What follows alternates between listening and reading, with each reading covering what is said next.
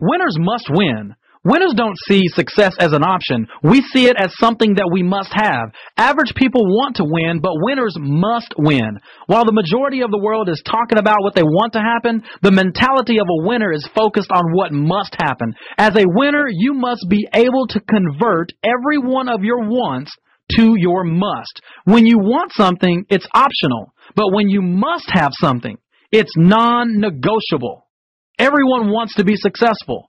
Only a few must be successful. So how do you turn every one of your wants into your must? I've done seminars across the nation on this particular topic, and when I ask the audience to give me a list of things that are a must in their lives, here are some of the common answers that I get. For instance, things people must have or do. The key word that I want you to focus on right now is the word must. When I ask people, the majority of the audiences, these are a lot of the common answers that I get. What do people must have or do? A lot of answers are something like this. Be at work on time. Yes, you must be at work on time. I must pay my bills on time. I must eat. Well, that's right. Yeah, you got to eat. I must bathe. Thank you. I must buy groceries. I must pay taxes. Now, here are a lot of common answers that I get when I throw the questions out. What are some of your wants? Here are a lot of common answers that I get. Things people want to have or do. Well, I want to eat healthy. I want to exercise. I want to go on vacation. I want to pray every day. I want to give to charity. I want to spend more time with my family. Is this starting to make sense yet? By now, you should get the point. Things that people want to have versus things that people must have. And by now, you should get my point. The only difference between the things that you must have or do and the things that you want to have or do is you. Your attitude determines your ability to succeed. Think about it. Typically, the things that people see as a must, the reason they see it as a must is because it's tied to negative consequences. For example, let's go back to some of the things that we just talked about. Eat. Well, it's true. You have to eat. If you don't eat, you starve. Or if you don't show up for work on time, you're going to get fired. It's a negative consequence. In other words, most people are programmed to perform in order to prevent immediate negative reactions. You have a why for all of your must. A why, a W-H-Y. Now, this is the key thing. The reason that we are programmed to want to fulfill our must because we have ultimately attached it to a negative consequence. Is this making sense?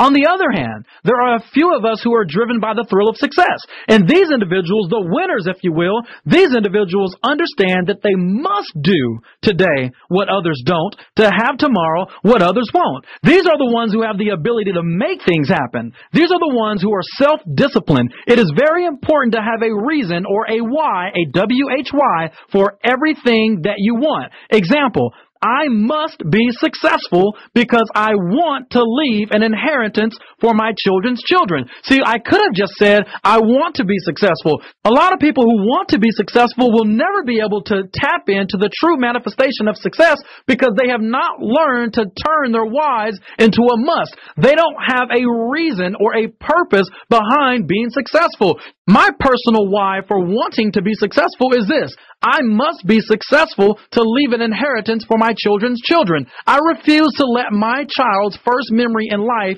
be that of a battered women's shelter like mine was. My children's first memory in life will be nothing near or nothing that reflects anything of a struggle. Does that make sense? You see, my want has a why which created a must. It means that I've found something that's bigger than me that will drive me to reach what I want. It's no longer what I want, ladies and gentlemen. It's what I must have because I have a purpose behind it. Is that making sense?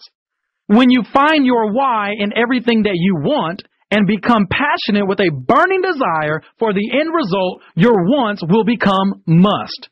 Therefore, you must find your why in all of your wants. Let's break it down just a little bit further. And if you have the ability, write this down. Wants plus whys, W-H-Y, whys, wants plus whys equal must. Every single one of your wants must have a why if you ever want the end result to become a must. Does that make sense? Let me give you examples. Let's go back to some of the things we talked about earlier. I must eat healthy to live longer.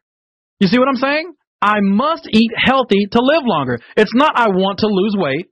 It's not I want to eat healthy things.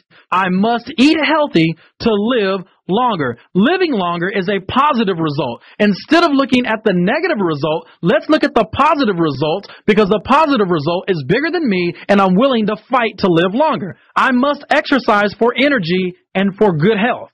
Not because, I want to be strong, or not because I want to look good, because that's pretty vain. I must exercise for energy and for good health. Why? Because I have 2 young children and I want to have a lot of energy for them. Another example. It's not I want to go on vacation anymore. It's I must go on vacation because I work hard. Or I must go on vacation because I need to get refreshed. It's what I must have. It's not what I want. I must have it. I must pray every day to stay spiritually strong. I don't want to pray every day. I must pray every day.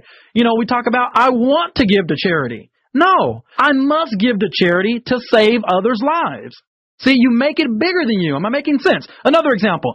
I must spend more time with my family to show my love. Not, man, I wish I could spend more time with my family. I wish I could spend more time with my kids. No. Winners think like this. I must spend more time with my family. It's not an option.